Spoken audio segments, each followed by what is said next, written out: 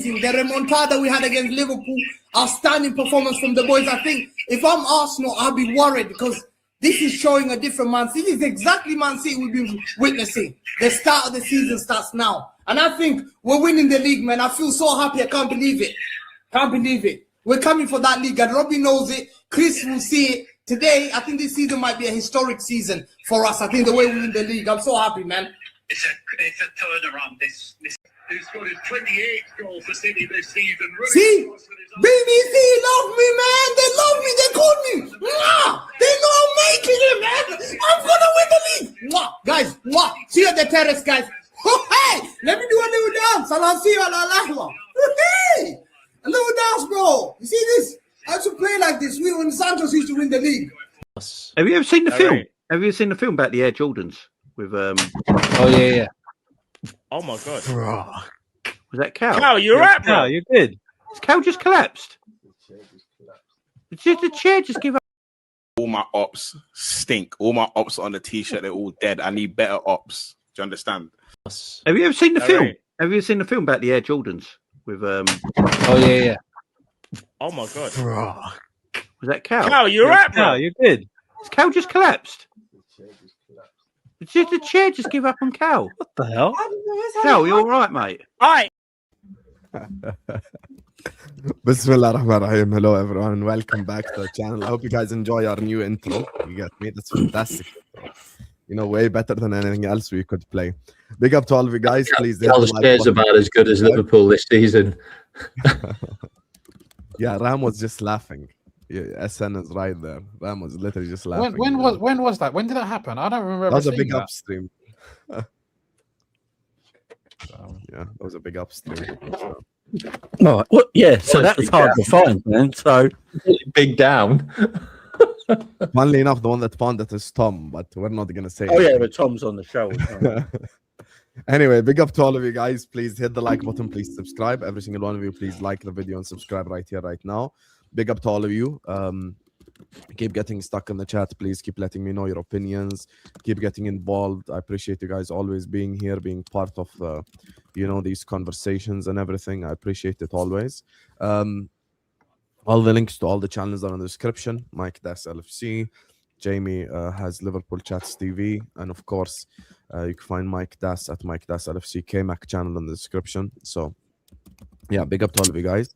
And, you know, Emeka looking fresh today because Salah announced he's going to leave. So he's extremely happy today. As you guys can see, he went and got a haircut. I'm not happy about that. I'm not So obviously, since we last spoke last Friday, there's been the Salah news and the stuff with the replacements with Olise, with Diomande, all those conversations. So that's what I want to start off with before we get to the slot stuff. Let me actually start off with Jamie. Jamie, tell me your opinion on sort of everything that's happened in the Liverpool sphere in the last like 4 days.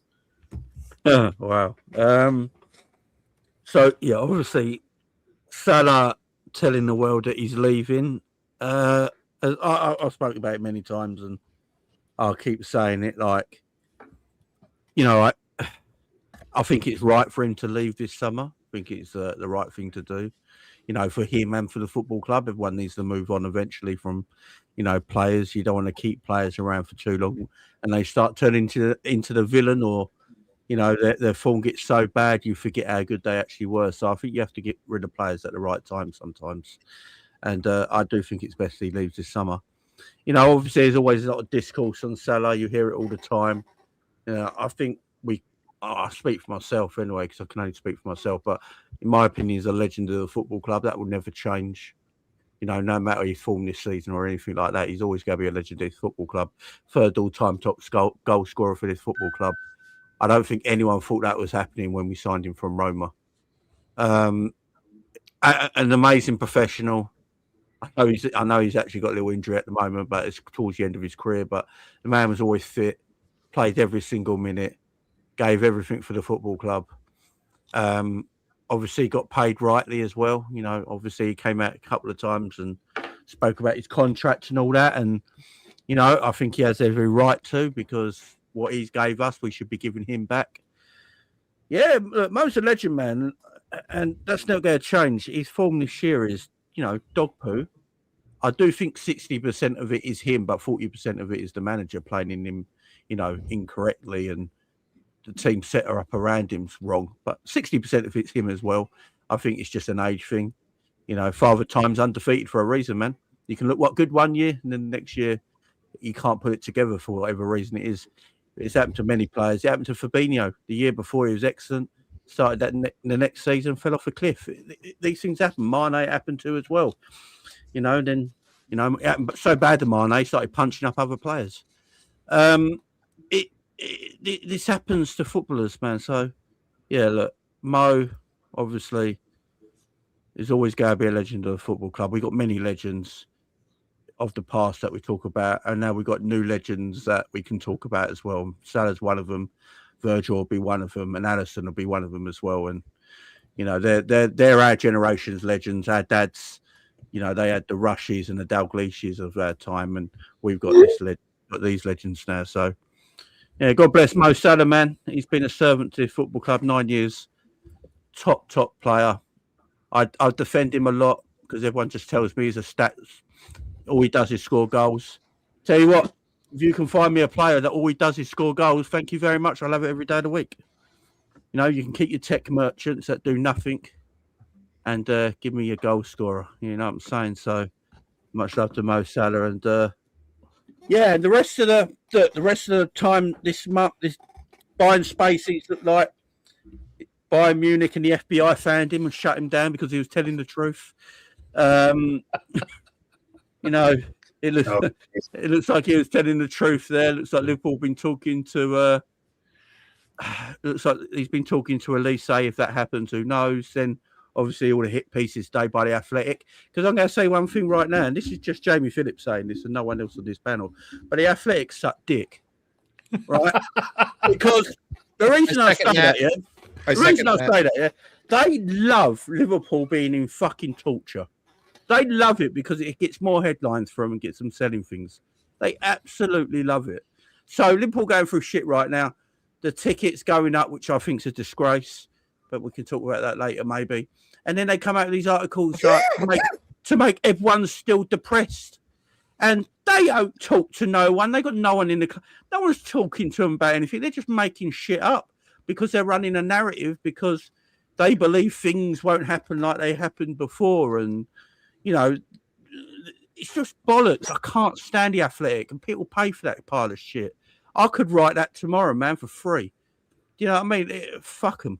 But apart from that, yeah, club's shit. Club stinks. I've had a fucking enough. Just following on from Jamie. Jamie started off that monologue very, very calmly, and he got progressively more angry. Yeah, well, it happened. It's Friday, isn't it? Let me just take it back to Mo. Don, can you bring up that screenshot that I've just put in there? Yes, we can. That is what Mo's done in the Premier League.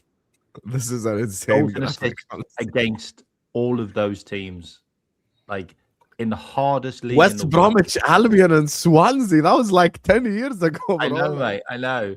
And that's the thing. That's the thing about Mo. It's longevity, and there are so many players that have come to the Premier League and failed. So many players. Like, it is the toughest league in the world to perform at.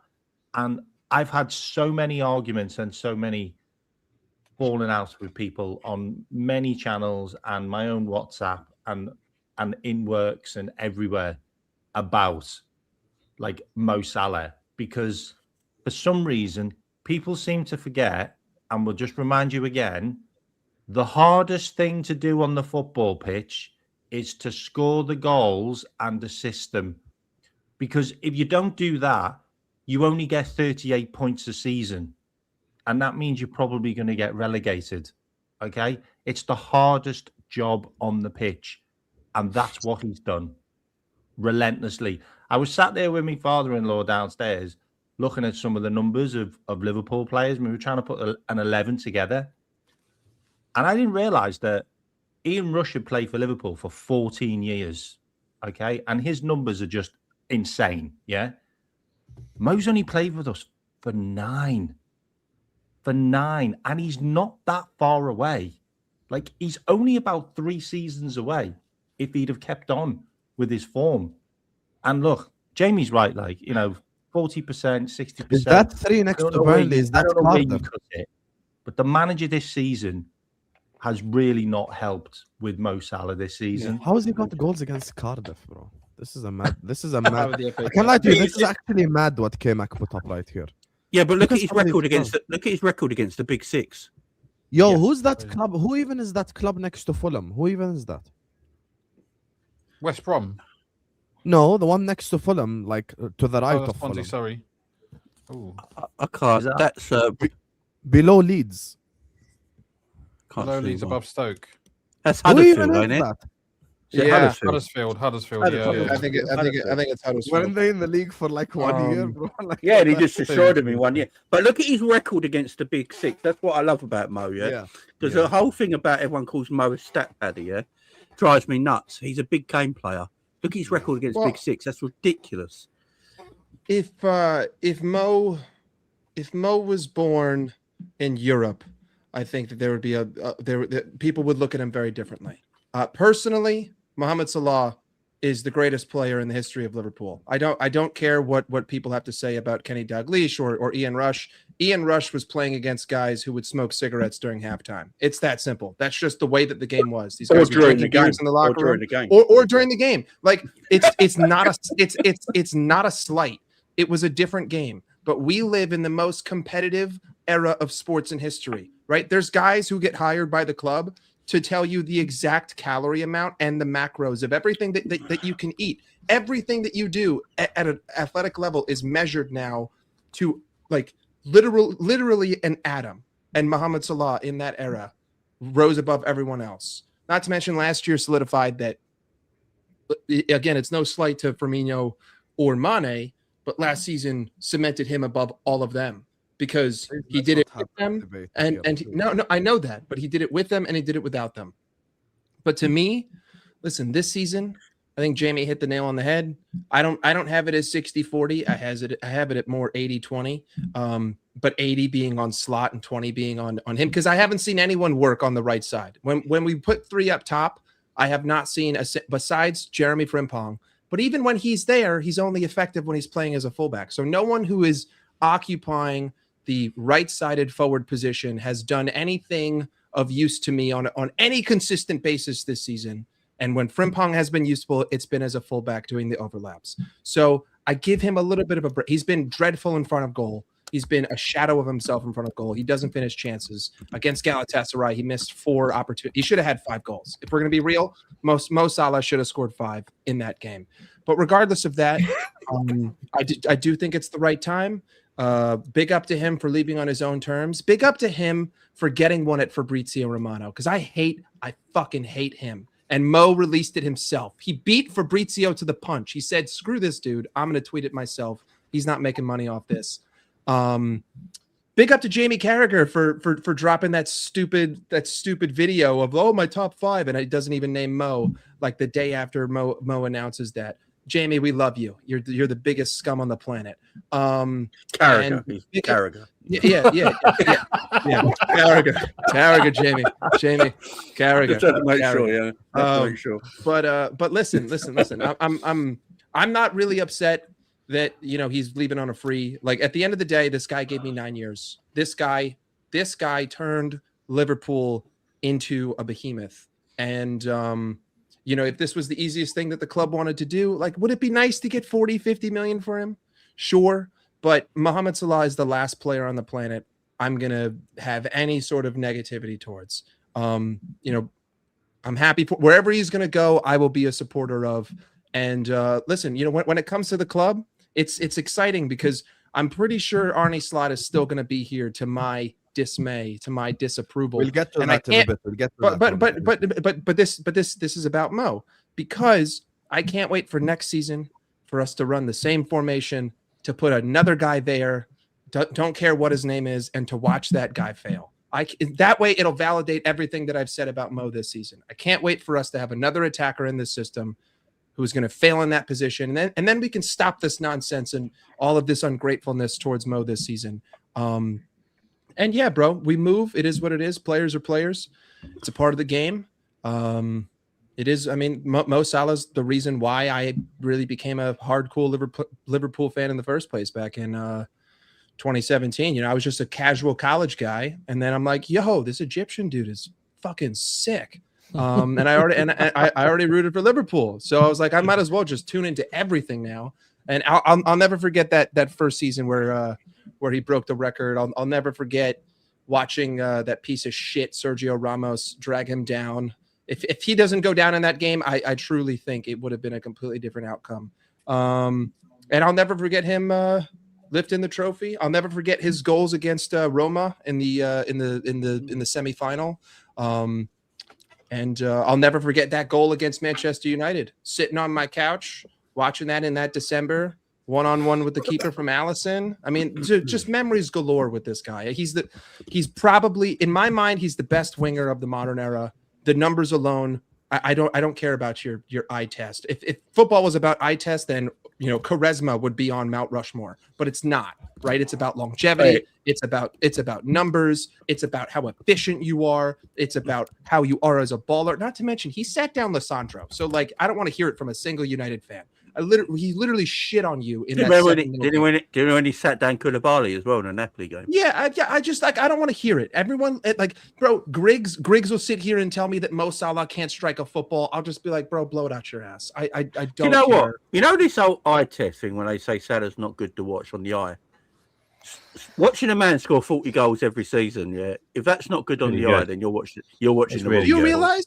Do you realize that the only disappointing part about this is that he's not here for that extra season to be the first guy in history to get 200-100. He's 11 goals off of 200. I think he's maybe 10 assists off of 100. He'd be the only player to do that, and I would dare say that's almost an untouchable thing. Because look at winger numbers now.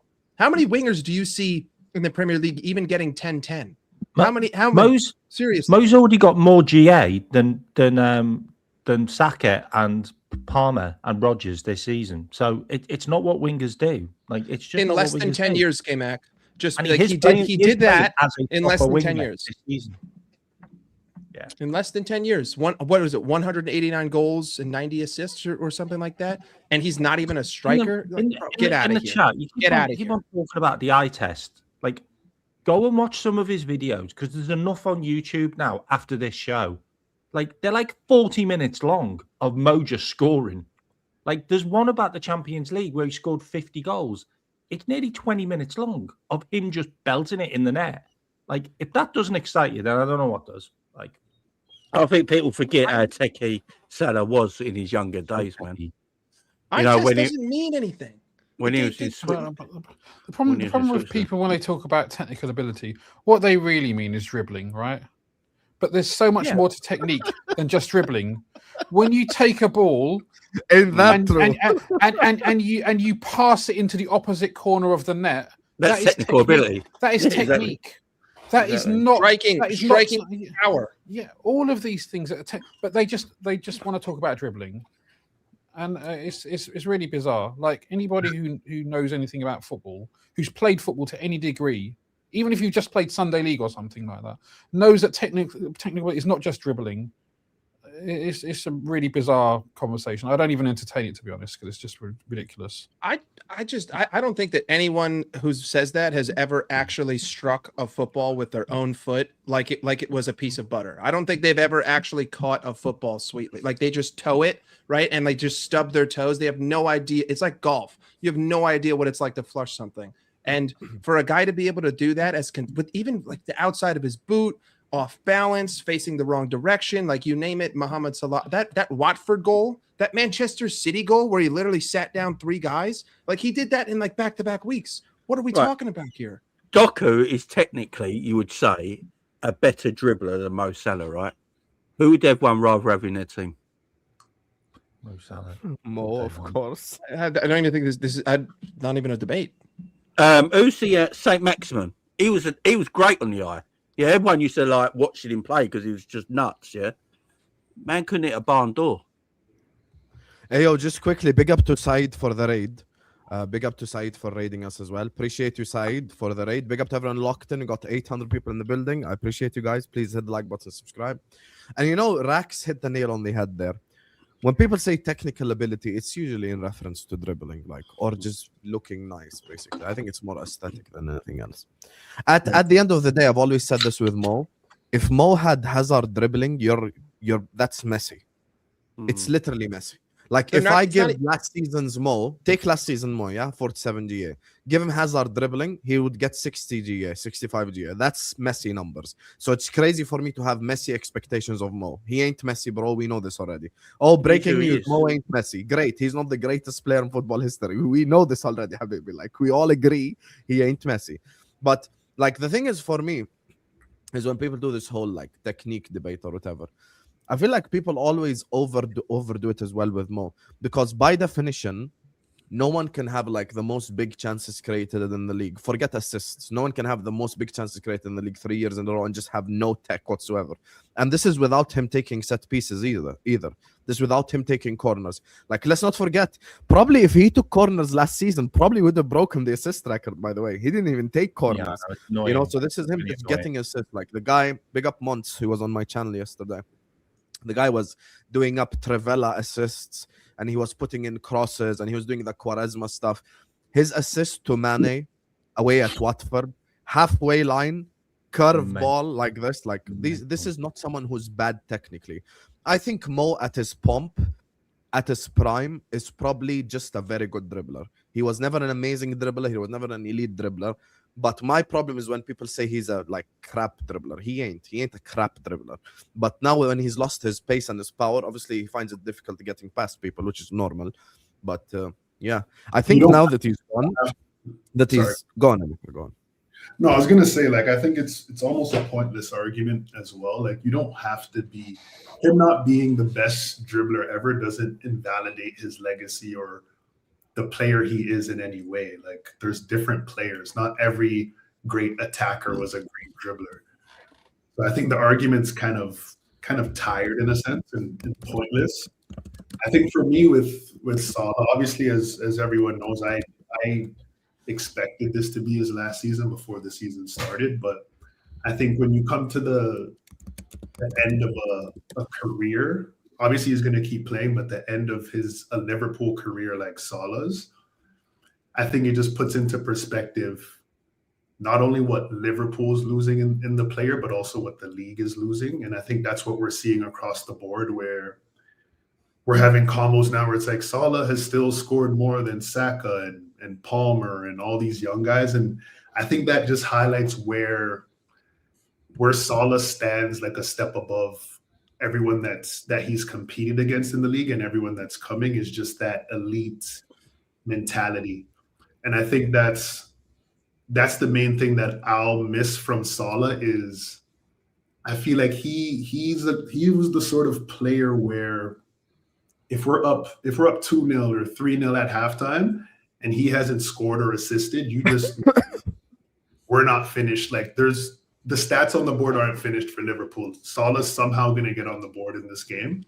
And I think that ruthless mentality is what I'm hoping I can see from the new attackers we brought in, because I just haven't seen that. Like, I don't see that relentlessness from Wirtz. I don't see that relentlessness from Ekitike, where it's like, it's life and death for me out here. I have to score before I get off the pitch. And I think that's where I feel like when we talk about the splits, when we talk about Mo's performances, and whether it's him or the coach, I think that's when we talk about giving 80% of that to Slot and not the player. I think that's a discredit to his greatness in a sense, because we're talking about a player that when he was dropped before, he'd come on and score the fastest hat trick in Champions League history, or he'd have a bad season and he'd put out a tweet and say, this is below our standard, and the next season he'd have the greatest season in Premier League history. So I think everyone comes to their time. That doesn't, as I said, Salah's legacy is set in stone. Nothing that happens he can he can play the rest of the games and not score, have stinkers. His legacy in the Prem at Liverpool is set in stone. But everyone, Father Time's undefeated. It's caught up to Salah to an extent. Of course, Slot has a part to play, but again, it's more about just the player he's put in his work, he's mashed his work, and now that time has come to an end. And I think there's been a lot of conversation about the timing of it. And I actually like the timing of it because I think we've seen a lot of great players leave, a lot of the great players from our era. Specifically Bobby, who I felt got the best sort of like swan song those last 10 or so games. And he scored in the 7-0 against United as well. Exactly. And I think if anyone deserves that sort of a send-off, it's Salah. Like I'm not one of those in the camp of, oh, the team's performances are going to elevate now and they're going to play inspired. I don't necessarily believe in that. Because as we saw when Klopp left, we thought that's what was going to happen, and it didn't necessarily play out that way all the way. But I think for me, just legacy-wise, I'd hope he can. If there's one thing I'd hope for the remainder of the season, when I think of Salah, I think of the rivalry with Man United, and I think that's the one thing I'll never take for granted about. As a Liverpool fan, what Salah's given me is the best. Just in terms of the game that matters to me the most every year, it's always going to be home and away versus United. And what we've experienced the last 10 years, like these are results we might never see again in our lifetime. Like we're talking 7-0s, 5-0s, 4-0s, and he's a major part in all of those fixtures.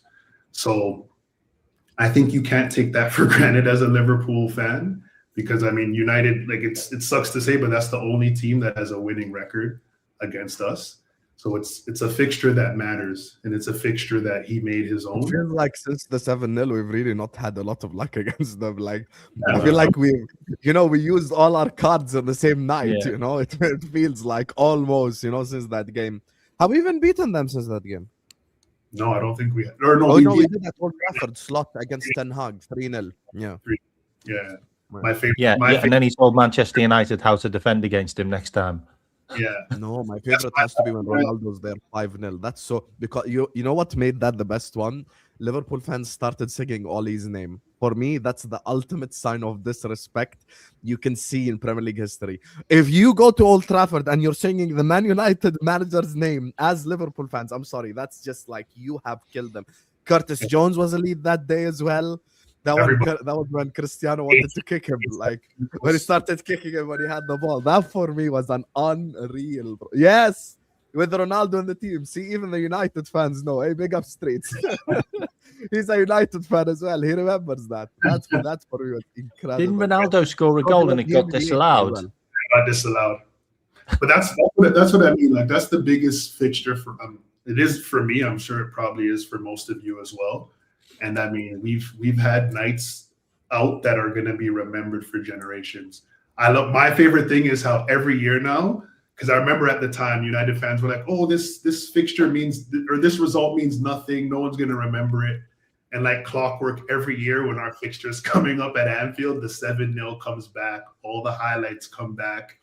I think that was the game that Salah became our leading scorer in the Premier League as well. So I just feel like that's the picture that we're always going to see going forward. And my one wish is that he can give us one last vintage performance at Old Trafford. For me, that would be the perfect center. You know what's crazy as well? Best to stop that, though. You know what's crazy about Salah? They'll try their best to stop that. What's crazy about Salah? And I'm not going to talk about like the goals and the assists. He's missed more games this season for Liverpool than he's ever missed before. I think he's missed 7 games this season. He's older. In total. Like, isn't that just insane? Like, just always there, always available, like reliable, always on the right hand side. The thing is though, the best players in the world are always available. Always. If you look at the best players in the world, they're always playing. They play every minute. And this thing with Salah as well, because what annoys me the most, and it shouldn't annoy me, but it does, is when fans compare Salah to like your Ronaldinho's and them kind of players, when we talk about Salah so highly, and they go, "Oh, he's nothing like Ronaldinho or these kind of talents." No shit. You're talking about some of the greatest that ever kicked a ball. Wow, Ronaldinho is better than no way. You know what I'm saying? Like, Yeah, of course they're better than Salah, yeah, because they're some of the greatest players that ever played football. But that still doesn't mean Mo Salah wasn't world class in his own era. This is what we got to stop doing. Now, Salah can be world class in his own era without being anywhere near a player like Ronaldinho. You know, or Thierry Henry. Yeah, Thierry Henry. Look, Salah, I think longevity of scoring goals is better than Henry's, right? But Henry is a far technically better footballer, right? Simple, right? But that still doesn't mean Salah's not world class in his own era. That's what drives me nuts. And the thing is, in an era where your physical attributes are so important, where you have much less time on the ball, where pressing and your physical exertion is demanded by all the top managers. Ronaldinho was an exceptional player. He's the kind of guy that you turn the match on just to see him play, and I did so many times. But is he going to play? Is he going to run around and close down and press in that kind of way? The real Barcelona pressing system only came in really after Ronaldinho came in, after Ronaldinho had left. Sorry, and that's when you. And I'm not doing down Ronaldinho at all, but the point is that a lot of players who played in the past, even players like Batistuta and Vieri in Italy, Serie A's glory days. And even more so, like I'm gonna take the Milan team, the great Milan team, out of it because the way that Sacchi had them set up was a bit different, and that was part of their ethos. But it's difficult to compare players by era because the demands in each era are very different. To be fair, the physical demands in this era are different, but there were also different physical demands back then because they were playing on pitches that were horrible. That were effectively, you'd have much more mud than you'd have grass. So they're just totally different. It's difficult to compare these things. You can only talk about the era you live in. That's what I always say. Because in science, right? When we all did science when we were at school, right? To do a proper comparison, everything else needs to be the same, and then you just have the one differentiator. Now you can't do that in football. Every player is different. Every team is different. So even within these areas, if you put an amazing player in a shit team, they're obviously not going to perform to the same standard they would if they had world-class players all around them. But at least it's a fairer comparison than comparing to players who played 30 years ago, where the game was totally different. Yeah, exactly. I agree. Guys, by the way, Stevie G was really good, but he ain't Zidane. Yeah, but he's still world class. Do you know what I mean? You know, it's like, this is what I don't get. Like football players, like when we compare players all the time and all that. When you compare world-class players to the elite that's played football, yeah, they're not better. But in the era they played football in, they were world-class. Zidane and Gerrard pretty much played in the same kind of era. Zidane a little bit earlier, right? Gerrard weren't as good as Zidane, but Gerrard was still world-class. It doesn't matter. It's just... I think I've never understood this kind of hate. It's also different demands, right? From in different teams and in different players. Like, I know, I think Virgil is just as good as Salah in his position. If you take their relative positions. Now, of course, in an attacking sense, Mo's exceptional, but Virgil is an absolute unicorn. So, the demands on Gerrard, Premier League demands 1A, 1B, 1C is more Gerrard than Virgil for me. You can argue that. These guys you're talking about wafer thin, you're talking about personal preference. A lot of these things come into it, right? If someone says to me they prefer Gerrard over Salah, I'm not going to say you're crazy. And if someone says that I prefer Virgil over Mo, or I prefer Mo over Virgil, I'm not going to say, what the hell are you talking about? You an idiot. We're talking about wafer thin margins for heroes of our game, for heroes of our club. I was the same with Gerrard and Mo until last season. And I just think Mo overtakes Gerrard now. Sorry, and I'm a Scouser and absolutely adore Gerrard. Like he's just a great person as well. Like in Liverpool, but I think Mo overtakes Gerrard now after what he did last season. Like I've never experienced. I mean, the only time I've really seen someone carry Liverpool like that was Gerrard, and Mo did that. And there was a season where Gerrard scored it was 27 goals from the right wing. like, and he played right back in that season and everywhere. He played all over the park, and he was just unbelievable. But what Mo did last season with goals and assists, like, it's just, I can't get my head around it. Like, and we can all talk about, like, you know, Dembele had an amazing season, and, you know, PSG had an amazing season. But Mo Salah should have won that Ballon d'Or for what he did with Liverpool in the Premier League. Like, that's just it. Like, it's the hardest league in the world. And I can see everybody having these arguments in the chat.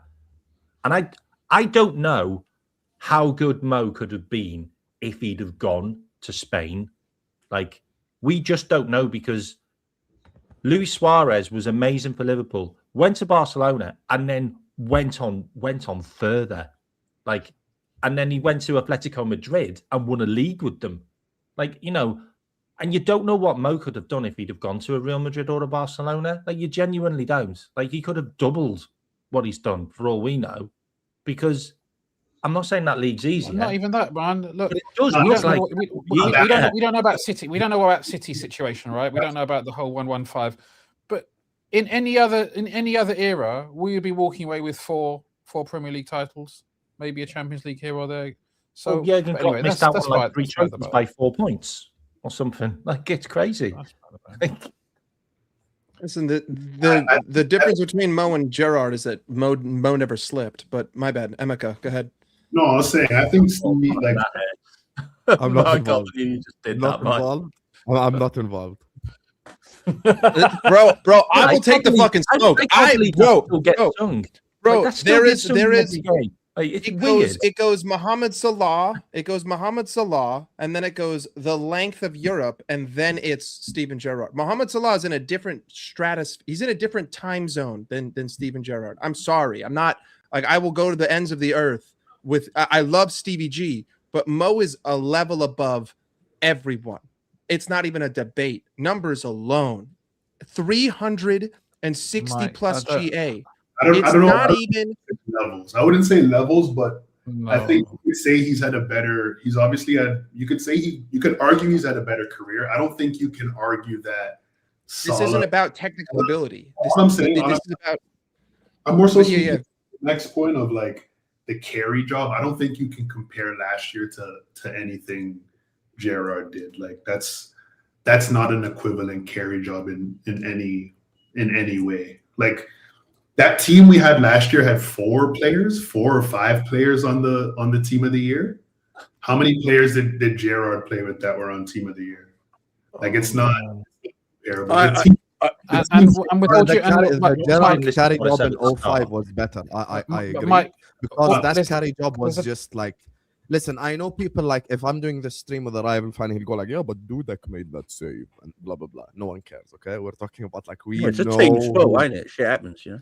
Yeah, we know who drove that. Smith scored 2 goals in that game, by the way. I'll be honest with you. I'm speaking about like last season's league title. In retrospect, now, a year later, because we're so crap, because we're so shit, I feel like it low-key adds to Mo's legacy now. Like, yeah, of course, because like Slot got all that money and we became so rubbish that everyone looks at last year and go like, yeah, but they wouldn't have won that without Mo. And to be honest, look, like I said this earlier with the whole Mo and Virgil thing. I have no problem with the argument being made for Virgil. I think a Virgil argument is a very solid argument to be made. But I just look at the league that they shared without Mane and Fabinho and Henderson, like the Liverpool 2.0 league title with the new midfield and all that. If I look at the new league title, I think Mo's impact on last season is just bigger than Virgil's. And when you say someone has a bigger impact, that doesn't mean if you remove the other player, you will win the league. No one is saying that. But as an example, like, okay, I'll put it to you this way. If Liverpool had just a good center back in replace of Virgil, we probably would have challenged and not won it, because Virgil's impact like is a winning impact, so we'd won it. But if you take Mo out that team and you put a good winger, I don't think we challenged to begin with, because what he did last season was not good, was not elite. Like it was abnormal. It was the most GA by a winger ever in history of England. So he did something in terms of like the numbers that's insane. And for me as well, one thing that people forget, there were a lot of games, and this is where the whole negative mic thing happened. There were a lot of games like Brighton at home, etc., where we won't perform that well, and then all of a sudden Mo gets the ball, pop, bang, top bins. Like even, by the way, sometimes Mike was criticizing Slot even from them times. Like we're talking about when we didn't even really have control over a game or something like this. He would pop it top bins, and for me, he had a significant impact on us winning the league, a bit more than Virgil, so that's why he ranks higher than me. That's it. By the way, by the way, Mo Salah had a drought in that season as well. At the end of the season, when we started to fall off, like it was Luis Suarez that was scoring the goals. Like, remember that? Why do you keep talking over me when I'm talking? Emeka, when you're talking, sometimes I'm not even trying to be a dick. The mic is like not picking you up, so like you'll start talking and then you'll kind of go like silent or muffled, and so it doesn't sound like you're talking. But just FYI. Got you. But go on, Emeka. From an attack, I think an attacker's impact will always be more than a defender's. But my argument on last season is just, I think a carry job would have been if Salah had the season he had last year, this season, with everyone performing poorly. I think if you're saying everyone's performing at an elite level, you're not necessarily, everyone's doing their job. Like a carry job is when you have a team that's not up to par and you carry them to the finish line. I think Maka had not an all-timer season, but he was our best midfielder last season. Gravy had a great season.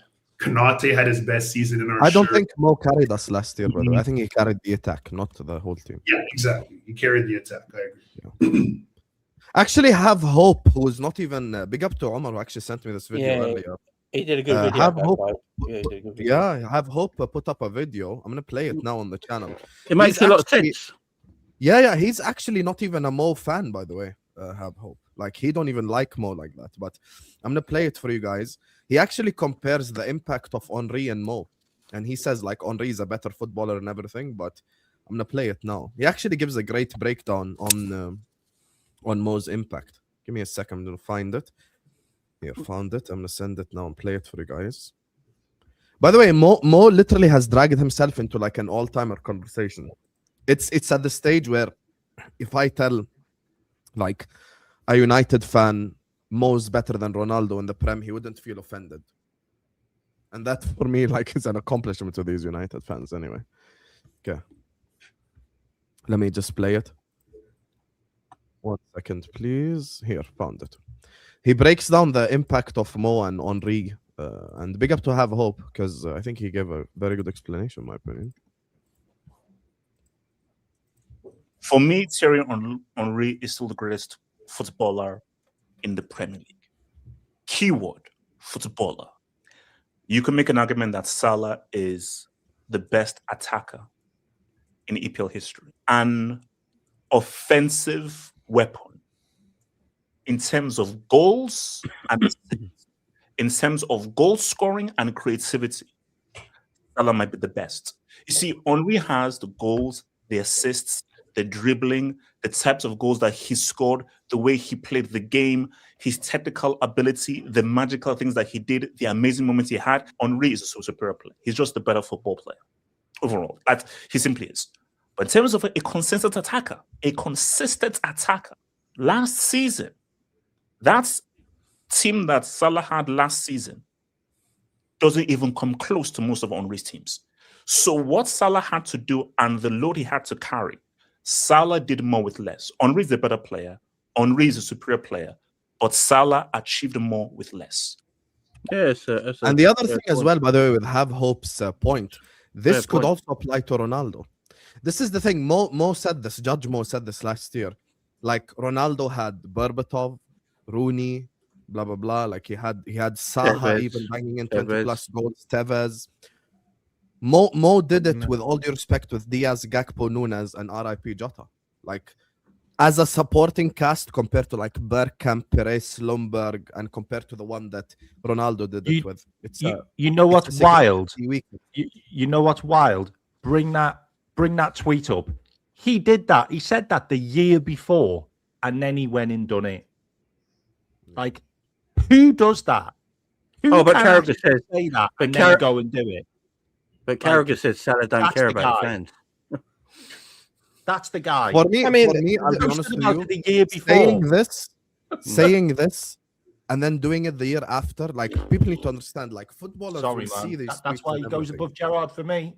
I'm sorry. Yeah, people will see these tweets. Yeah, like you're gonna have to go play against these players that see this tweet. And he actually went and did I it. might have a bit of a different take. Like everyone knows I love Mo Salah. Mo Salah's my guy. I love that guy to bits, yeah.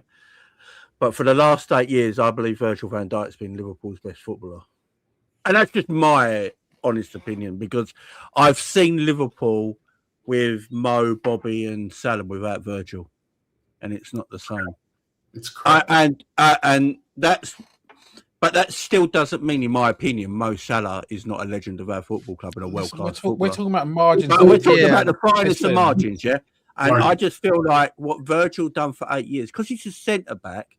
Centre backs don't usually get the credit as much as goal scorers, because obviously goal scoring is the hardest thing to do in football. But Virgil, for me, even this season, I think Virgil's been our second best player this season, right? In a terrible year, he's still for me the best footballer. But again, when I say things like this, people get angry and think, "Oh, Jay, you don't love Salah." I love Mo Salah. He's a fucking deaf man. He's a world-class player and a super talent, and will go down as a legend. And he'll get the greatest send-off, in the last game of the season at Anfield. But for me, I just have Virgil like a hair breadth just above Salah in the last 8 years. Even based on the numbers, it's not even really arguable. If you look at our record in the last 10 years without VVD and without Salah, like we actually really don't lose that many games without Salah. But anytime VVD is not there, we don't win games. Like it's really bad. Like so, his impact on our team is we can't play the way we play football. Like requires what VVD brings to that team. There's no one else, which is why Husam, me and you earlier in the year were arguing when VVD was having stinkers. I'm like, we can't take, as bad as he's playing, it will be even worse if we take this guy out of the team. I think if the team's functioning properly for the most part, VVD 9 times out of 10 will perform. Like it's when the team's in chaos, he has no D. Like we actually have to take in the circumstances VVD is competing in compared to all these center backs that get compared to him. There's really no DM there. He has a different partner because Konate and Gomez are in and out of the lineup. Different right backs in and out of the lineup. Kirkes is learning the system. Like it's completely like it's chaos in our back line. And VVD for the most part stands up at his age. And like when we're talking about zero rest, it's literally zero rest. Like this guy's playing in our Carabao and like FA Cup games against nobodies. Like, so for him to perform week in, week out at his age at that level, I think, and people, that's the one I think will feel the most when they're gone. Like we've lost a lot of legends over the last few years from our great era. When we lose VVD, that's the one we're gonna really, really, really feel, in my opinion. But this is the problem with. Oh, my bad, Rex. If you go. No, you're waiting. I'm going to go after you. Go.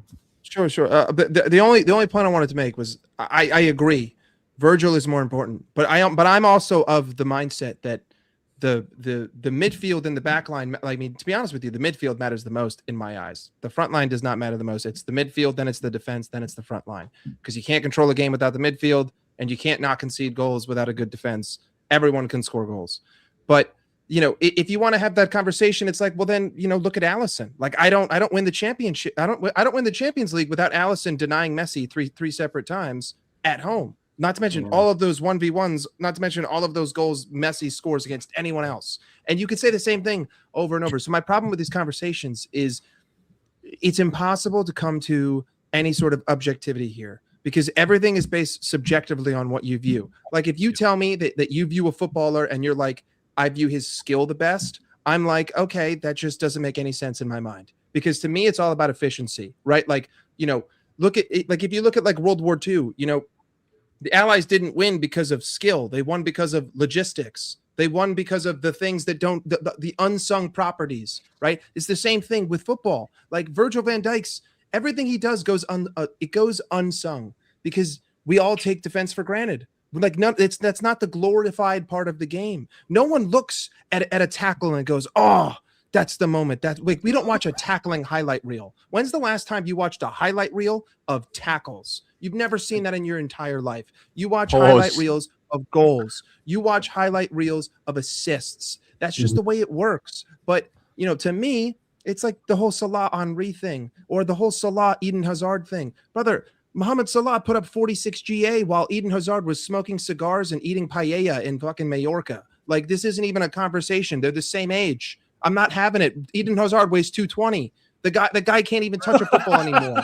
I'm not doing this. I'm not doing this. They're the same age. So, to me, it's such a subjective conversation. But what you can never deny, and what Mohamed Salah has on his side, and what Virgil van Dijk has on his side, is you can never deny facts. And you can never deny numbers, and you can never deny trophies. Mohamed Salah has won more than the vast majority of wingers to ever play in England. Virgil van Dijk has done more than the vast majority of center backs have ever done in England. Like, on paper, Mohamed Salah, Thierry Henry, awards and trophies, it's not even a competition. Records and records, it's not even a competition. Like, what are we doing? This isn't even a conversation. If you had never watched the sport in your life and you just looked at the facts, you would say that guy must have been better because that guy has all of these and that guy doesn't even have half of them. So like it's such a subjective conversation. It's like looking at Ryan Cherky and saying, "Yo, what a baller! He did kick me ups." I'm like, "Yeah, bro, the guy's silky on the ball, right? Like it looks like it's glued to his foot. He's got press proven plus, but at the end of the day, if he doesn't win anything, or he doesn't put up accolades, or he doesn't put up stats, he'll be forgotten 20 years from now. Mohamed Salah will never be forgotten, ever. He will never be forgotten in the history of African football. Neither will Thierry Henry, by the way. But all I'm trying to say is that it's so subjective, but the only objective thing here are the numbers and are the awards. And going by that, no one can chat to Salah. Very, very, very few can chat to Mohamed Salah. 2 Premier Leagues, three players of the season, a World 11, 2 Carabao Cups, an FA Cup, a Champions League, a FIFA World Cup, FIFA Club World Cup, the Super Cup. Not to mention all of the goals. I mean, Mo Salah last season probably got 25 points for us by himself. Probably got just alone 25. I mean, off the top of my head, I could probably think of 5 shared with like just Mo alone. GA have exactly. I'm sure you guys have so seen it's just it's so subjective. But like to me, I put Mohamed Salah, Alisson, and Van Dijk have like a strand of hair separating them, right? Like it's such a razor thin mark, and it's all dependent on how you view the game.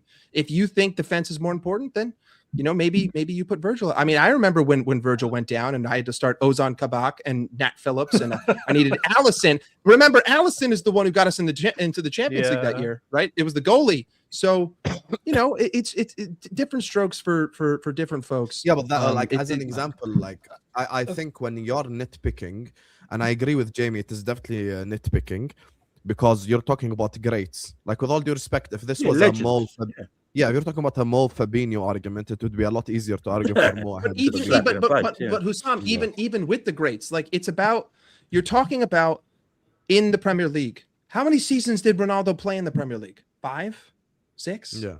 Not 6. even. Mo did 9. Look at where Mo is on the Premier League all-time goals, the Premier League all-time assists, the Premier League all-time player of the month, player of the season, Golden Boot, Playmaker Award. Like, this is about the whole thing in perspective. Like, again, that's not comparing Mo to Cristiano Ronaldo as an overall footballer, but I'm just talking about England. When I talk about Mo, I'm talking about Premier League. I'm not talking about Europe, not talking about Champions League, not talking about any of that other stuff, because he doesn't sit at, he's not on par with Ronaldo or Messi. I would never say that. But yeah, overall, but like at the end of the day, in England, there's, I mean, if we're looking at King Arthur's round table, Mo is pretty damn close to being Lancelot. I'm not going to say that Mo is King Arthur, but he's probably his second or third in command. They're mythical characters. Just two things, right? It's always difficult when you compare defenders to attackers, right? Because with attackers, you're predominantly looking at what they do when they're on the ball. especially when it's goals and assists. Virgil, you see his impact. You don't see his impact when he's closing down a passing lane, or when he's taking a step back so that he has a little bit more space to get that clearing header, or because he takes up a certain position on a corner, or things like you. Or the only thing you see really is the times when they touch the ball. So it's very different. But the magic, magic maybe is a little bit overblown, but, and I say this as a defender myself, if you're in the right positions, you can make things actually look pretty easy. You don't have to stretch. You don't have to dive on the floor. You don't have to, do all these crazy, moves with your body in the same way, because you're just in the right position. And I think that's what differentiates that. And I can understand why maybe people who I haven't played centre back or haven't played football in the same way, or are newer to football, maybe it's more difficult for them to appreciate that, because all you see is a tall guy winning a header. But there's so much more that goes into that. Second of all, just following on from what Emeka said, look, Husam knows. Husam, we've been talking about. I've been saying for the last 4 years, even the biggest challenge is going to come when we have to replace the guys who are we've had some incredible players, but the real cornerstones of our team in this kind of successful Klopp slot era, if you want to call it that, is Mo, Virgil, Alisson, arguably Trent. Just because of the unique skill set they had. And I've been worried about it for a long time. But the more and more that I've thought about it, especially in the last year and a half, is I look at Virgil and I still think Virgil right now is the best central defender in the league. Individually, I still think he's that guy, right? He might make mistakes. He's being asked to do a crazy amount of stuff with all the chaos. Like Emeka said, all the chaos are going on around him. But at the same time, Arsenal have a better defence than us, right? So, yes, we can't replace Virgil like for like, but we can put together a structure that is just as good or better even, potentially, if we recruit and bring in the right players. So I've actually been worried about it for a long time, but in a way, I'm less and less worried about it when I see that if you can bring the right players in the right positions and they can play well, and that's easier said than done. That's not an easy thing to do by any means, but it is possible. So we could lose Virgil and get stronger in a way, but look, the money ball thing is in the aggregate, right? That's what they say. I just don't think those profiles, and this is not even just in football. This is like across sports. Like, I'm a big NBA guy, and like that profile, like when I speak about Salah's mentality of just that relentlessness, like all I care about is football. Like, it's not just about a lot of these younger guys now. They're making so much. Like, I think it was Husam on one of the previous streams made the point of Salah had to wait how many years to get a big contract from Liverpool, and Gakpo's been here like 2 or 3 years and he's getting 250K a week, right? It's just when you're making that. But Emeka, if you're a sports fan, you know, right, that people have been saying that about younger players coming in ad infinitum. Back when, I don't know how old you are, back when I was 20 years old. Different now. It's different. Money now is just like it's literally. But if you compare the money in the 80s compared to the monies in the 2000s, that was massive. And when you compare it in the 2000s to the rest of 2015, it's massive. So I just think money. It's all relative, right? It's all relative. It's all relative. Yes, exactly. Like that's the thing. The thing is, though, like when you think about it, with what Emeka's saying, like we're gonna talk about Salah replacements now because I want to move on with this. Imagine, bro, Emeka actually brings up such a good point because I just thought about it when he said it. Imagine Olise actually signs for Liverpool this summer. He's gonna look at the wage bill and he goes like, he will. So he will. How much am I getting per week? He's gonna get 300K. He's gonna look at Gakpo being on 285, and I'm obviously sorry with you. He's probably gonna demand like 350. The thing is, we're in a financially better position than we were even 5 years ago. Yeah. So that's why Gakpo got that wage. We put obviously Virgil and Mo on monster wages. Wirtz has come in and has getting monster wages. Isaac came in, is getting monster wages. Ekitike apparently is on 200 grand a week. So I think financially where Liverpool are now, they can afford to attract the players and give them good wages. Where I think 5 years ago, when we were that was Liverpool's weakness, was they could go for a player transfer wise for a fee, but then they couldn't give them the wages that they needed to, and that's why they went to other clubs. Where now Liverpool look like they're financially where they are, where they can go, you know what, Florian Wirtz, we want him. Not only can we get him paid the 116 million, we can give him 200 grand a week. You know, that wouldn't have been Liverpool 5 years ago. Yeah, so that's I just want not to say one thing on Mo Salah, because you talk about the wages. I just want to say one thing on Mo Salah. I think he's the third. I think he gives away nearly 30% of his wages to charity. By the way, like he gives an insane amount of money to charity. And look, the guy got his big contract last year. Yeah, the contract before that wasn't the big contract because he was still earning far less than he your was still on Kevin De 350. Bruyne's. He was still on 350 Yeah, he was grand. still earning way less than all of them lot. Like he got his big contract last year when he went up to 400 grand, and no one will let him forget about that. But he gives so much to charity. I think he's like maybe the 8th highest taxpayer in the UK as well. Like as footballers. Like footballers give a huge amount of money to tax as well. Like I know they earn shitloads of money, yeah. And another thing about Mo, and this is the bit that I'm going to miss. He's classy. He's not the guy that's walking around, getting off a fucking plane that he owns, into his big flashy car in all his suits and all his weird clothes, like posting crap on Instagram all the time, like. Mo posts stuff on Instagram in the gym, working his ass off, and sat on the sofa, chilling with some of the Liverpool lads. And every now and again, he's with his family and stuff like that.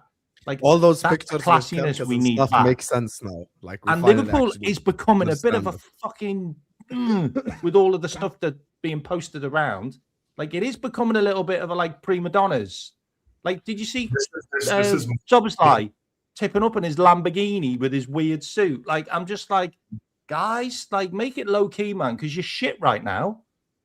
Someone's I can wear that. That's basically the point I'm highlighting when we're talking about replacements. I think everyone focuses on numbers and what they're doing on the pitch, but I think it's like you have to also, the way we recruited before was based on like the mentality of the player as well. Have they been through some sort of adversity? Emeka, can you hold that thought? Because I want to come back to you. I promise I'm going to start the next section with you because I want to talk about the replacement now, actually. Big up to all of you guys. Please hit the like button. Guys, how have we got 1,000 people, 1,200 people almost in here, and we're not even at 200 likes? You guys' return is worse than Arne's slot. Find the 1% shame. Find the 1% shame that you have and close the live chat and hit the like button right here, right now. Like, actually find shame. Actually find shame, please. Like, hit the like button, subscribe, keep getting stuck in the chat, keep letting me know your opinions, please. And like I said, all my brothers' links are in the description. So as you're liking the video, go over to all of their channels and subscribe. So, yeah. Let me just grab these supers. Big up to Ryan Glasgow, who says Ronaldinho is better on the eye than CR7. Doesn't mean he's better in my opinion. Salah is the best forward in Prem history now and definitely best winger. To be honest, look, like I said, even if I have Henry number 1, we're in a position now with a small argument where if we say Mo's number 1, it's not an insult. Like, I'll give you an example. If a Chelsea fan says Hazard's number 1, the Arsenal fan will feel insulted. If I say Salah's number 1, the Arsenal fan won't feel insulted. He'll be like, yeah, I get it, but Henry is my number 1. To be fair, I think a lot of Arsenal fans just feel insulted all the time, to be fair. And in terms of better on the eye, you know, Ryan, I'm so glad you mentioned it, because if we go down this path, bro, not just Ronaldinho looks better than CR7. Prime R9 looks better than CR7. Zinedine Zidane looks better than CR7. Yeah, but they're all better than CR7. Yeah, but when I'm saying who's the greatest 2 footballers of all time, we'll say Messi and Cristiano. Well, you might. I wouldn't. Okay, Jamie, you know what I'm saying? Like consensus opinion by the most people in it. So yeah. Honestly speaking, for sure, Slot is not staying. No way. We'll come to that as well as we're speaking about. As we're actually speaking about the replacements, because apparently that is in essence, some people are saying that, you know, the club backed Slot over Mo, which we'll discuss as well in the next bit. Hello, Mr. Verts. I see you're enjoying your football again. We're not playing under the ball fraud with haram tactics. Enjoy, buddy. Happy for you. Got 4 GA today, didn't he? I just saw he got a 10 on Sofa. I've never seen a 10 on Sofa. He got 2 goals and 2 assists. Wow. Okay. Who is it? And he That Switzerland. goal. Yeah, And total he- flop, by the way. Total Jesus. flop. The guy sucks. And he actually can Total smash flop. the ball. Top beers. But when My he bad. But we're crazy for blaming Arne, eh? No backlist. I will on it, say man. though, It's unreal. I will say, I mean, the problem with international and club football is that it's a massive, it's quite a bit different. Completely different. Completely different. Potato. People just take last season of Mo for granted. It's mad. I agree. I think like there's been a lot of conversations about this whole like, oh yeah, but this guy was good and that guy was good. Yeah, they were all good, but one guy was like elite. Like no one's undermining their impact. Just don't undermine Mo's impact because he definitely had the most impact. Like, Oh, by I think far. that was ridiculous. Yeah. Yeah, I don't think anyone's downplaying it. Mo is a victim of his own success, gets taken for granted. Guys, I've always said this season. Arsenal fans, don't get triggered. But washed up Mo is putting up better numbers than Bukayo Saka. I'm just saying. Because he's levels of Saka, though. Look, for me, I speak for myself. I'm not speaking for anyone on the panel. Whoever the hell we sign at right wing, I'm not putting more expectations on him because he's set up to fail. He's set up to fail immediately if you put more expectations. When everyone says about the Saka thing, yeah, so it annoys me a bit because Saka's actually been dog shit this season, right? He's being carried by the rest of the team. Yeah, he's not had an impact on this Arsenal team at all, and. Yeah, it just it just pisses me off. The new age. For me, it's beneath Salah to even use that as like Saka's not in Mo's category. And like what this super chat is saying, that's just life. I'm not sure how old this person is, but that's what real life is. You're judged based on the standard that you set for yourself. If you operate at a 100 and all your coworkers operate at 50, your boss is gonna grade you on you operating at 100. So if you drop down to 60, even though you're still above all your coworkers, you're 40% below what the standard that you've set. You're always going to be judged against your own standard. That's just life, and it's the same for Salah. Jamie, in general, defenders have a longer lifespan. This is true because Maldini stayed at AC Milan till he was like 42. He did. He did. Wait, didn't he play against us in 07, I swear? Yeah, he did. And 05. Yeah, he did. The thing is, the thing with Maldini, he played in Italy his whole life. There's players in Italy now who's 50 are still playing. It's that league. But at the end of the day, Maldini was one of the greatest defenders of all time at the same time. He actually played centre-back against us in that final as well. Yeah, 2007. Yeah. Maldini was a centre-back. He went out to left-back and then came back in. Oh my God, he was 39 in 2007. Yeah, but now we're talking about one of the greatest defenders that ever kicked a ball here. You know what I mean? He's a legend. But yeah, they have a longer length of time. There's no doubt about it. One thing I know for sure, history will be good tomorrow. I'll be honest, I realized this once and for all after he made the announcement. Because all of a sudden, the entirety of the footballing world came together to just thank Mo for everything that he's done. Yeah. And that's like, I'll be honest with you, bro. Look, I've been doing content like 5 years of when Mo's been here. You know, like I've been doing content since 2021. Like, for the most part, every single rival is just out here disrespecting Mo. And they all came together once, like for one day. And I'm seeing like Newcastle fans, City fans, like everyone going like, I'm so glad he's gone because he used to destroy us. And Newcastle fan tweeted, I'm glad he's gone because it means we finally have a chance against Liverpool now. And I'm like, where has this been? Like, so I'm low-key glad he made that announcement. Like, he's going to get a bit of a farewell. That does happen, though, right? When Trent left, we saw the same thing. All of a sudden, even on the overlap now, they're like, they're disrespecting Trent for not picking him for England. But all these years when he was a Liverpool player, they focused on how bad of a defender he was. No one talked about the good he did. Now all the ops are telling us how good Trent is. So I think it's just the way it is, honestly. But to be fair, I think it doesn't just happen for Liverpool fans. Look, last year, De Bruyne also left. And when De Bruyne left, everyone universally, all the team, Liverpool fans. I think Liverpool fans have a lot of respect for De Bruyne, even though he's kind of cost us, wins, points, and stuff.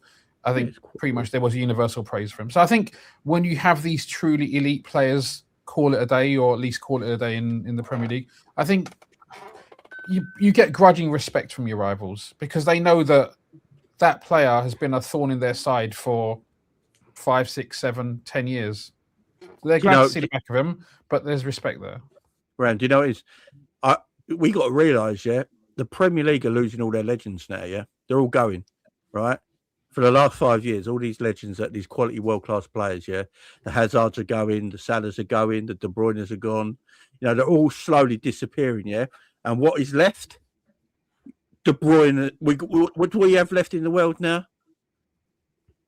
Sade at Brentford. Mbeumo. These are the new stars of the Premier League. These are the new stars of the Premier League. There are no stars. There are no stars. They're gonna do a poster, and it's just gonna be center backs. Like Gabriel, Saliba, Van Dijk. Yeah, they're the new stars of the Premier League. Saka. These are the new stars of the Premier League, and we're talking about. And people wonder why this league's dog shit at the moment. Yeah, football. It's just football in general. Okay. Now I get why you started with them. Okay. Yeah. Dalglish was an elite player, manager. On top of that, he led the club through the Hillsborough disaster, including attending as many funerals as he did. Respect history. Yeah, but here's the thing. I think what's being lost in the translation with this whole conversation is we always make it like well known that we're talking about the modern era. Because if we're talking, I didn't make it about that.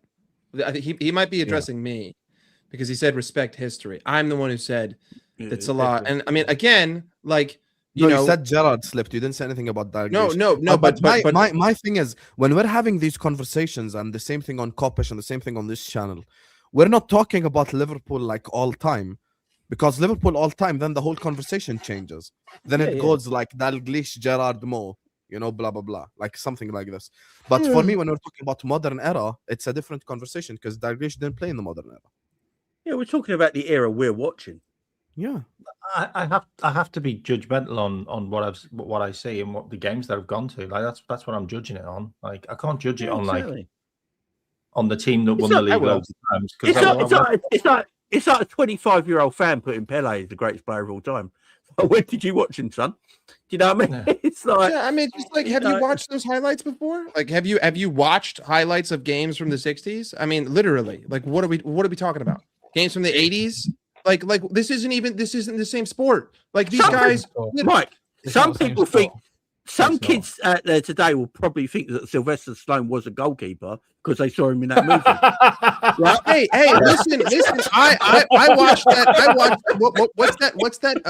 Shaolin Dragons, where they have all the monks playing soccer, and the guys using like superpowers in goals. Listen, I get that, but like personally, I'm sorry.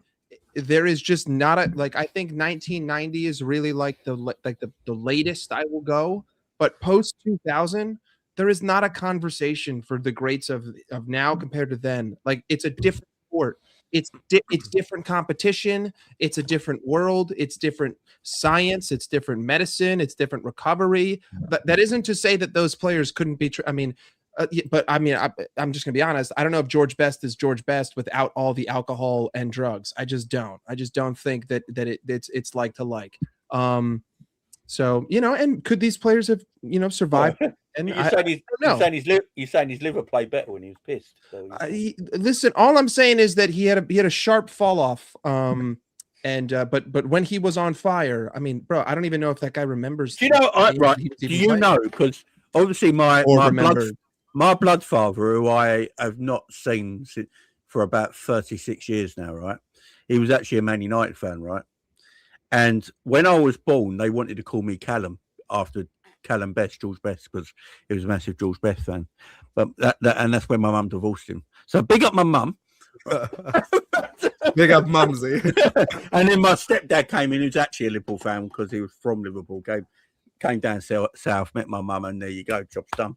And then And Jamie 40 years Oh, later is making Bob's your Job's done. And Jamie I'll 40 say the years job's later just is making beginning, jokes but yeah. about Little. God, Really? Jamie. Big up, Mum, Most yeah? Big up, Mum. underrated, more record. Jamie today was hilarious in the Coppish chat at Tom. I couldn't even focus. Bro. Big up, Tom. The most underrated, more record, longest individual winning streak in Prem history by a player, 33 wins. Huh? Is this Hang on. true? Cal just WhatsApped me because he said it happened to him. Yeah, as well. That's why- Mo played in all 33 of those games from March 2019 so to did February. Virgil Ali- Jesus. He didn't play. So basically, we had a run where we won. So we won. So at the time, I know think that one you City's guys had, are talking about. I'm yeah, saying, City did had Virgil a not run play of all of 18. them? I don't think so. I It's guess 33 not. straight between two seasons. End of 19, beginning of 1920. But there was a draw. No, I so there was a don't know. 1-1 draw with Man United in between. So we won 17 games in a row. We drew one, and then we won 18 games in a row. The second 18 games was equal City's record. So there was a 1-1 draw with United in the middle. That's why it's we basically we dropped 2 points out of a possible in a possible 34 games. Right. Be right back. I've got to bleed the main vein.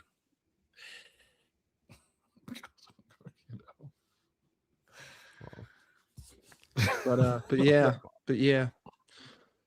Jamie Yeah. Phillips stays No more. This Replacements.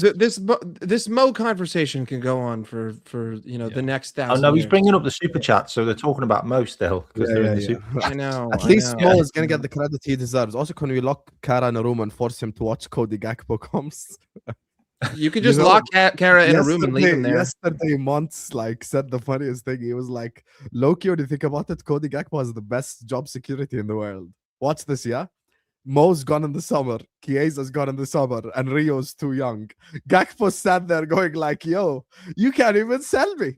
I'm unsellable. Can we not do this? I'm your only can we senior winger in the team. You ain't gonna sell me, Can we not do this, please? Okay, sorry. No Sorry, more. Mike. No more. Sorry, Listen. You're gonna make me say things that I regret. No, please don't. FSG using slot sting as a smoke screen. He's gone. That's the next topic, and I promised Emeka will come to him. Big up to all of you guys. Like I said, please hit the like button and subscribe now. Big up to every single super chatter. Big up to everyone who's shown us love. I appreciate and love every single one of you guys always. I want to talk about Mo's replacements and the slot situation put together. So talk to me, Emeka. Just your thoughts on who we should get into replacement. What do you think happens? What do you want to happen? And does this mean Slot goes or leaves? You're muted. You're on mute. You're muted. My bad. Yeah, there's been some concerning reports that have come out about. I don't know the guy's name. I think it's Ishmael or something like that. Someone that's apparently like reputable, talking about how a big reason for Salah leaving was the relationship with Slot, and that just concerns me in terms of like, does that mean he stayed? Obviously, Ornstein came out and said what he said. Then I'm seeing this report. That's just a bit concerning to me. I think this is a moment we can't pass up. We could potentially regret it, similar to what happened with United when they kept Ten Hag. I think regardless of how the season ends, we've seen enough evidence to show that even with all the circumstances that we've dealt with, I just don't think this coach is good enough, specifically out of possession. That's my main gripe with it, out of possession. I think there's better coaches in that regard. And I think if Jabby's available now, Pep's potentially leaving at the end of the season, I just think it's a very big risk to say, Slot, we're going to give you some more money. We're going to try again. There's just, I think the ill will against him that's been built up now. Basically, unless you win a Champions League, I don't know how he gets the match-going fans back on his side, let alone the online fans who have turned months ago. Yeah. I just think I don't want to go into next season with that weight. Like if Xabi comes in, I want him to be able to have a couple poor results without there being hysteria in the Liverpool fan base.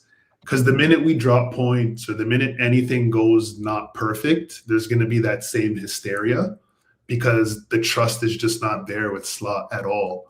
So I'm hoping Michael Edwards is smart enough to see that as well. And this is just a smoke screen. That's just what I'm hoping for. But in terms of a Salah replacement, as I said, like My main concern going into this next generation of footballers is who's ready to step up into that sort of role on a team where it's like, I'm going to be the talisman. It's not, oh, I have a purple patch and then I disappear for 10 games. Like the Salah level wingers, it's like game in, game out, every other game, or two goals or assists per 3 games. Like you're basically always drilling, and I just don't see that from anyone. Maybe Olise. I think I do think he would be the most like for like in terms of ability. But again, I don't know how realistic that is. I will say someone brought up Bayern space being suspended. And I think that's interesting. I don't know if I've ever seen that before. There's so many accounts that tweet so much bullshit about transfers and so much nonsense. So if this page was just like that and just tweeting a bunch of bullshit, why would it matter to buy everything he's ever said he's got right? Right. So that's that's not true. Half the stuff he says we have no way of knowing whether it's true. No, for the things that have been linked with Liverpool. Guys, I think you're missing the really important part. Is the actual president of Bayern Munich went mental when he was asked about Olise to Liverpool. Yeah, that's all you need to know. That's all you need to know. Yeah, but I'm going to be questioning Michael Olise's intelligence if he goes to Liverpool. If Hones is getting tetchy about being asked about Olise to Liverpool, then there's definitely a release clause, and he's twitching that we might actually be able to get him. Yeah. So I think, and I don't think I disagree with you, Mike. I don't think it would be that crazy for Olise to come under the framework that we do have. If he comes with Slot here, then yes, I would agree with that. That's what I'm saying. If he comes under Slot, because Slot's going to be here.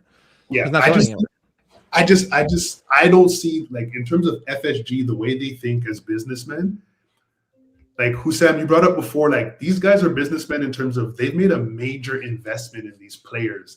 And the longer they perform at a suboptimal level, their values are going to go down. If we have a manager here that's already worked with 2 out of the 4 major signings you've signed last season, and he's been able to get them to perform at a high level, I don't see how you don't bring him in now. Like the crown jewel of our signings is Wirtz. And you literally have his former manager who unlocked him, had an undefeated season with him. I just feel like you almost have to take a chance. I feel like you read this club well. Do you think they sack Slot, honestly? Yeah, I genuinely do. I genuinely can't see, as I said, unless we win the Champions. If we win the Champions League, I think he'll stay. I don't even think he stays with the FA Cup, honestly. I think they're very data-driven, and the data that's is just so overwhelming. Out of curiosity, show of hands. Not just true. Show of hands. Who thinks Slot goes? I think he goes. I think he goes now. Damn. Yeah, I think the same camp. I think he got. Yeah, he's not going anywhere. I'm really worried about guys, though. Like, by the way, everything Emeka just said, and I've heard Jamie speak about this as well. I haven't heard K-Mac and Rak speak about this, but I've heard Jamie speak about this as well. I agree with their logic. The only thing that's worrying me is, like, Mo coming out okay, deep this, yeah. If we believe Xabi Alonso is going to be the manager or whoever the hell, yeah, like isn't the logical thing for Mo to go like, okay, let me speak to the new manager first. Salah don't suit Alonso's system either. I don't think Salah has anything to do with it. Salah has nothing to do with it. The reason I think he's going, because as long as I've been a Liverpool fan in the history of Liverpool, us as a club, we've always put managers on a pedestal over players. You know, we always talk about the great managers that we've had here, and we sing their songs and we love them and stuff like that. Like Rafa Benitez came in his first season at Liverpool, won the Champions League for the first time since, what was it, 84, yeah? And that was magical because it was number 5. He's loved by a lot of Liverpool fans even today, right? I think he works closely with the Hillsborough Foundation as well, and you know, he's still got a house in Liverpool. Fans love him; they sing his songs still. The thing with Arne Slot has not taken to the fans even last season. Do you know how rare it is for a Liverpool manager to have won the league and still not have the fans on his side and get booed the next season? it's extremely rare. It's He's never extremely connected. rare. Yeah, Yeah, but there's the- no Connected with the fans. there's no connection with the manager and the fans. And the thing is, it's only getting worse now because of what we're seeing week in, week out. And what the owners have got to sit down and think about is that, look, if we get the players, because I don't care what the player's name is. I'm more about profile than the player's name this summer. Just get the profile right and you'll see a better Liverpool team, right? Doesn't matter what the player's name is, in my opinion. If they get the profile right, I think the owners, the only thing I'm thinking that he might stay, he might, if the owners feel like they're going to get his profile players better this summer than they did last summer, and if that's the case, then they're going to keep him at the football club and give him one more chance. But in that season, they could do what they did with Brendan Rodgers. They should have sat Brendan at the end of that season, yeah? They kept Brendan till October, didn't work out, and they let Brendan go. So even if they do keep Slot, he might not even finish next season. So, yeah, that's it. It's the connection. Like all Liverpool fans are talking about it. You see it on every podcast now, every content creator, even the big ones are even talking about it now. Like it's never been so depressing. I don't think, honestly, if Slot was winning now, people wouldn't care about connection. No one mentioned the word connection when we won the league. I understand the connection becomes an issue when the team starts performing badly. And Rak, be honest, sorry. Go on. ahead. Sorry, I just wanted to get you on the thing, so I had to remove you. Oh, okay. You confused me there. Rafa Benitez, his last season, that was under FSG, but it was obviously a bit of a different scenario. He had his bad season. It was the end. Also, Rafa didn't help himself because he was controversial. He wanted, he was going out into the press and doing his talking and stuff. Brendan Rodgers, they gave him a little bit of the following season. They changed all his backroom staff.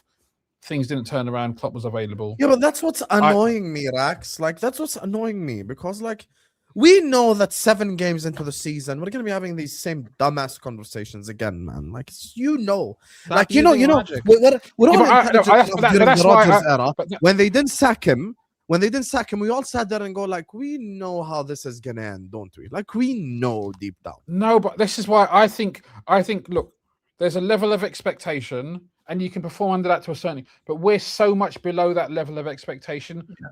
But not really. But I think the guys will be looking at are there signs that we can improve and get, because they've assembled this squad, they spent this money because they want to be at the top, right? They want to be challenging or be very close, and they want to be winning or be very close to winning. This is so far away from winning that drastic situations cause with drastic measures. I think we're so far below what anybody could have envisaged the possibility. I remember when we started the season, okay, we were talking about league. Then it became clear we weren't going to win league. But okay, we'll get third. It was just, we were in our mind, we were talking, oh yeah, we'll get third, right? Now we're questioning whether we're going to get fifth. So, can I just mention something? Has anybody watched? Maybe you don't watch the overlap, but has anybody watched the overlap, the debrief, where the guy goes all in on Liverpool and he shows all of the failings this season, and this is the thing which gets me the most. Okay, we've been bad with all the metrics, okay, but the one that got me the most today was he showed how many times we crossed the ball this season, and we are the highest crossers in the Premier League this season, and we've scored 4 goals. We're the lowest scorers from crosses out of any other Premier League this season. And we're the lowest chance creation from crosses out of any other team this season. Like, Wolves are better than us. And I sit there and I go, that's like, you do that when there's nothing else. Like, that's what spamming a cross is. Like, when there's nothing else you can do in a game, you just cross it. And that's where Liverpool are with Arne this season. There's just no options. It's like there's nothing else to do. We just put a cross in, and this is how bad Liverpool are. And I've sat there and thought maybe they just see it as a blip. Maybe there's a way that they can see it being turned around. And all of the metrics are so bad that I don't think there's any way of turning it around. And then you just look at today, like Florian Wirtz, the shackles are off. playing a system that fits him perfectly, putting him in a position where he feels comfortable. What's he go and do? Scores 2 bangers and gets an assist. Hugo Ekitike. Let's let Hugo Ekitike play the football that he's really good at. Well, the French managers found a way by sticking him on the left wing. We've had a shit left winger all season. We could have played Ekitike there. Like, there's just so many things that this guy could have done to make us better, and he just hasn't. And all of the rumours on buying spaces, by the way, is Xabi Alonso, his assistant manager at Bayer Leverkusen's, already been talking to Florian Wirtz. He's already been talking to Frimpong, and he's been asking them about the dressing room. He's been asking them how they feel. And does anybody actually think that the Liverpool players are actually playing for the manager anymore? Like, have you looked at our last results? Like, Galatasaray, a little bit different because you probably might win the Champions League, but they don't give a fuck. Like, seriously, they don't give a fuck about this guy no more. And all of the shit that's in all of the media, every single journo is saying he's a lame duck now. I think he's gone. Yeah. Like, we ain't going to make that mistake. Edwards isn't going to make that mistake. But, okay, these are all well and true. But my problem with that is it's too little too late. Like, it doesn't matter. Like, based on everything that's happened this season, you went through, first off, lucky to get the first 5 wins. Then we had basically effectively a 25-point swing. Now, what I would say for the club is that the club will view it from the perspective of, we've dropped so many points in the last minute that if we just didn't concede those goals in the last minute, we would at least be, 12 points behind Arsenal. So we would be comfortably in the top 4, which means we would just be having an off year. It's just, we're a little bit off. We're in 3rd place. We're 12 points behind. It's just not our year, but we're not terrible. I think that the club views it like Jamie says, unlucky as hell. And unfortunately, it's too little too late. Like, I truly, if he makes top 4 or top 5, I guess, which we are in 5th place. So, like, he still has it. I don't see why at that point, why are you sacking him? Like, the time to sack him would have been October. The time to sack him would have been after 2 weeks after Crystal Palace, you lose to Manchester United in the same exact fashion with the most uninspiring football I've ever seen in my life. Like, I don't trust the board, genuinely. And honestly, I'm not bullish on Xabi Alonso. I'm not bullish on him. Like, at the end of the day, you allowed this to happen. You were wounded and you let it fester. And now it's infected. And now the whole club is rotten because you've had no foresight. You've had no ability to be preemptive. And we find ourselves in this shit situation. The one thing I agree with is that the players, the only thing they care about is the Champions League. Because for some reason, Slot actually respects the opposition there. So we're able to put in performances. But at the end of the day, if you're going to fucking start Cody Gakpo, you're fucked. You're screwed. If you're going to play a system with Cody Gakpo, in which this manager consistently does, you're absolutely toasted. Who was it that kicked the ball into China right after Brighton scored? Who was it that was put into a 1v1 and kicked it 90 degrees the other way? Who's the guy who can't get dropped if he's fit? Cody Gakpo. Who's the guy who switched the game against Galatasaray to where Galatasaray got their first XG? Cody Gakpo. The second he comes on the pitch, Liverpool don't create anything. Galatasaray start to create. So to me, listen, I'm definitely, I hate Cody Gakpo a lot. But I hate Slot even more. But at this point, I hate Richard Hughes and I hate Michael Edwards as much as I hate Arne Slot, because you have shown me how incompetent you are. You have shown me how negligent you are. You have shown me that anyone on YouTube could run this club better than you. And I don't say that lightly. Maybe we wouldn't be able to negotiate as good as Richard Hughes, because Richard Hughes is a damn good negotiator, but you have no foresight. You have no ability to see the future, because anyone would have told you in October that given the fact that this manager doesn't change anything week over week, there is, like, we're talking Einstein's definition of insanity, repeating the same thing over and over in the expectation of a different result. Like, I don't even want to address it. And that is what this season has been. This season has been repeating the same thing over and over in expectation of a different result, with a couple of times where Arne Slot changed it, right? Like, he changed it versus Galatasaray. He changed it versus Atletico Madrid, versus Real Madrid, versus Inter Milan. But we inevitably always go back to the original foundation. And that is the reason why the guy should have been tossed in January. It doesn't make any sense. And I can't trust this club anymore. I have no trust. At this point, I say it every week, but I'm going to say it again. I've accepted death. I'm already in limbo. I'm waiting to get to the pearly gates. And I hope that those pearly gates are a Champions League trophy, because I think he's going to be here anyway. So I might as well get something. Like, I know next season is fucked. I know it's torched. So I might as well get the Champions League just so I can grasp onto something. Just so I can grasp onto something. I'm sorry, with Arne Slot, you can sign the World 11. You can spend £1 billion this summer. If Arne Slot is here, you can spend £1 billion. We will suck. We will suck. Sure. Suck with a capital S. $1 billion, bro. We basically just did. We basically just spent £1 billion, and Florian Wirtz looks like Florian Squirts. Alexander Isak looked like shit when he was on the pitch. Kirkes took 6 months to warm up because he wasn't playing left back. Jeremy Frimpong still isn't even fucking trusted, and he's your only available right back at the club. You're still playing Alexis McAllister in 2026, the year of our Lord 2026, and McAllister still plays fucking football. Curtis Jones couldn't buy a position on the pitch. I'm not doing this shit. I'm not fucking doing it. You can spend the GDP. What, John, I'm glad you didn't start with this. You could spend the GDP of the United States this summer for Liverpool Football Club. We can buy every player on the planet.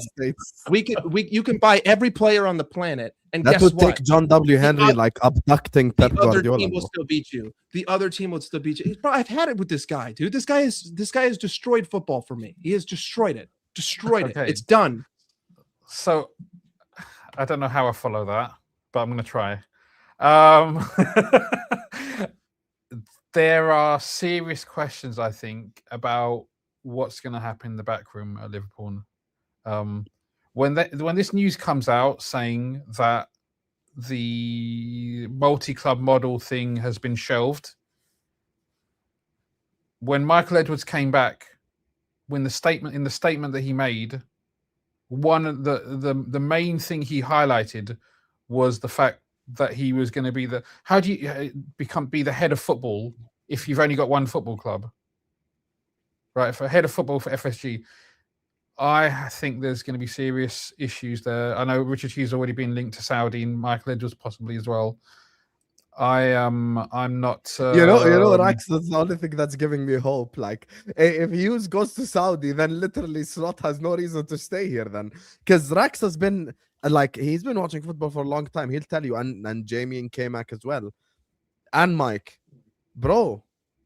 Usually, when a new sporting director comes in, their first calling, unless it's like an icon at a club, is to actually get their own manager.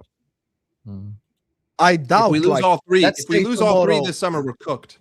We're cooked. Let's say tomorrow we get here we go. Richard used to Al Hilal. Mike, we won the league the last time that happened. Be our sporting director. Legit, the first thing he'll do is actually get his own manager. I think what will happen is that if Edwards and Hughes do go, I think maybe Julian Ward will come back. There will be some continuity, and we want it because Julian obviously was the director of football for a very short period of time under when Klopp was around. So I can see that being a situation. Honestly, I think Slot is gone. I really, because the underperformance has been so great. Yeah, okay. If he wins a Champions League. If he wins a Champions League, what do you do, right? You cannot.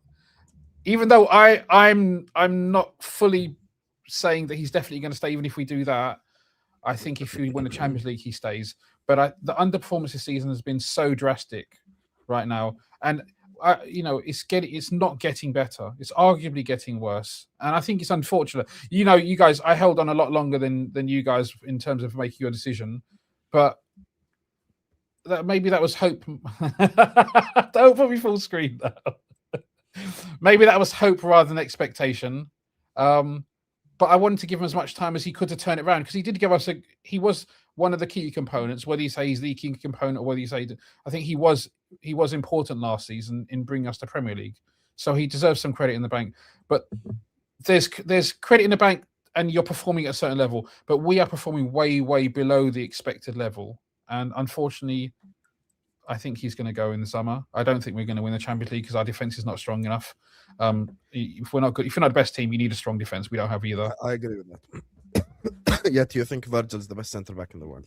Don't trust English media. I still, as an individual defender, all mouthpieces. Axel Hesse said it, and I think it's true. Xabi is being looked at, and Slot is done.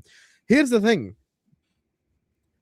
That's the only thing that's giving me hope. Yeah. I mean, Xabi should be looked at, but he should be looked at again, along with a couple of other people. I'm looking at it logically, and I said this on the terrace. The German source has no reason to pander to Liverpool's BS because he reports on the Bundesliga. He's not going to get some exclusive from Liverpool at any way, shape, or form. So he's good. Like, he ain't going to get no exclusives. But you look at it from a German source perspective. Why would he lie? He's like, do you trust their judgment? He's like the Ornstein in Germany, this guy. I just want to put that out there. He's like the Ornstein. Like, he doesn't say a lot, but when he does, he's always bang on. And there's also another thing which come out as well, by the way, that, like, I don't know how much this could be true, but there's also another thing that come out that there could be a lot of managerial changes if Pep leaves. And this is the weird one for me. If Pep leaves, they replace him with company from Bayern Munich, and Slot goes to Bayern Munich. Oh, get the fuck out! And then Alonso comes to Liverpool. No shot. He's not. Slot's going back to the Eredivisie. Okay, anyone with the brain looks at Arne Slot and says, "This guy has his head so far up his own ass. He just needs to go back." Bayern Munich is main Slot. Bayern Munich makes Slot needs to go into a team which doesn't need any work. Like, all the conditions are perfect. Like, but company could become a City manager at some point, but he's not going to leave Bayern Munich to go to City. I can't. I would be flabbergasted if that happened. Absolutely leave. Journos talk way too much. Journos, there's too many rumors. At the end of the day, I do not trust our board to make a proper decision. I don't care if it's Xabi Alonso. I don't care if it's Nagelsmann or Enrique. So whichever decision you make, 1 minute, Mike. So you're saying whichever decision they make, it's going to be wrong. Listen. I don't think genuinely. I believe that the club, we have wound back the clock so far from in terms of just overall football mentality, club culture, everything, right? Like, we have unwound it so that I think whoever comes in he's gonna need like you're getting a pass. Like, top 4 is the bottom of the bar. I'm not expecting a league trophy. I'm not expecting a champion. I'm just expecting better football. We have gotten from an actual footballing perspective. Like, forget all of your emotion, forget everything, forget the trophies, forget it all. From basic fundamental football with the ball and without the ball. We are so fucked that it would take an absolute genius and it would take a miracle run for anyone to just turn that around on a dime. Remember, that's consistently. That's 38 games. That's not come in and have a couple good spells. That's compete for the Premier League trophy and go on to get 90 to 93 points or whatever it's going to take. I just don't see that. Again, we've done it. We've gone too far. You've allowed this to happen. And what's the situation even going to be this summer? Where's Joey G going to be? Where's Curtis Jones going to be? Am I going to have a homegrown issue? Who's going to want to come here? How quickly are we going to be able to get this manager over the line? Is like, and every single second, like, what if it takes a month to bring in another manager? Well, that's a month worth of players and a month worth of time that other players go to other clubs. And the only guy I got coming this summer is Jaquette. Listen, maybe I'm being ultra negative, but at this point, I don't really think it's possible to be ultra negative. Like, we spent £500 million to have a 25-point swing. That's what I call a great fucking investment. That's what I call smashing it. We broke the transfer record twice to win nothing and have the worst defense in history. Smashing it. I'm not being funny. You're freaking depressing me. Like I'm excited for next season because. I'm not. Our players will be playing under another manager. If he goes there, Mike, if he goes, even if Slot goes, you still won't be positive. Will you be marginally more positive, regardless of who the manager is? The day Arne Slot gets sacked, I will do a marathon. I will go live. I will just be on my phone. I will just be on I will go live for 24 hours in celebration of the sacking of Arne Slot, right? And like, yes, I do think it'll improve, but I think that we're going to have to tamper our expectations. Like, if Arne Slot's gone, automatically, I don't care. I'm the happiest man alive. But my expectations next season are going to be different than they would have been if we had continued on from winning the Prem. I'm like, let's just get back in the conversation. I'm not demanding any titles. Just get me back at the table. You know, like we were kicked out of the VIP booth at the club, and now I'm with all the plebs on the dance floor. Get me out of the dance floor and back into the booth, and then we can go from there. But this is why I think I'm not expecting whoever comes in to replace Mo. Look, Mo has been our primary goal scorer through this period. And Mane has had a good season. Bobby chipped in the few and all that kind of Mane, but Mo was our primary goal scorer. I think we're not looking to bring in another Mo because we already have the two strikers that we have. Hopefully, Isak can get a run of games together at the end of this season that goes well, and that takes us into next season so that he's played well and he's got some confidence back. I think the striking position is going to be, we're going to revert to that being our main source of goals. And we need to look for creativity and the ability to create openings and options from our wider players. And I think we need to recruit. We need to look to recruit 2 wide players: left wing, right wing, central defender, and central midfielder for sure. I think we need to look at least those 4 positions. You know what? Chat's worried about you, Jamie. Yeah, it's because we're fucked. Let's be fair, really. Yeah. Right. There we go. I got one with me. I got one with me right here. Yes, Jamie. Let's go. Here we go. I'm gonna put you next to Mike. God. We're just fucked, man. Look, we got a manager who looks like a character from Sesame Street. We got, I don't know what any of our coaches do. We got a Dutch legend that came in and just wears a tracksuit and looks bored. Our best players are just done. Salah's fallen off a cliff. Virgil's doing handballs on purpose. Kanate showing his backside. McAllister looks like he needs splints. It's just, it's just shit, man. It's just absolute shit. If this happens again next season, things have to change, man. Things have to change. I can't go through next season like this. I just can't. No, honestly, I can't. I can't go through anything like this next season. I really can't. I need some hope in the summer, man. I really need. Jamie some hope sat here now. You know when Mike was speaking. Let me tell you exactly what happened. Yeah, when Mike was speaking, Jamie was sat here going like, I am going to be live on Liverpool Chats CV next season talking about Slot out again. He just needs I can't do it, man. I He was can't like, do it. nope, I ain't going to do this. Man, I just can't. I need some excitement. I think all us Liverpool fans need excitement. Do you know what it is as well? Even if there weren't no problems, this year we're like still competing highly. The football's boring. You know, that's one thing. Like Samuel tested this. Do you know how hard it is to stay awake from Liverpool watch-alongs? You know, how hard it is to wake up for him? Yeah, I mean, it's a good point. It's a good point. I just literally, I need some enthusiasm in the summer. I need a shot of something. You know, you just need that shot of caffeine to wake you up and go, yes, this is what's going to change. Look, if Alonso came in, Alonso's not my favourite coach or anything like that, but if he came in, it'd just make me happy. Like the summer, I would go on my holidays, you know what, everything's going to be all right. Yeah, I can't be fucked.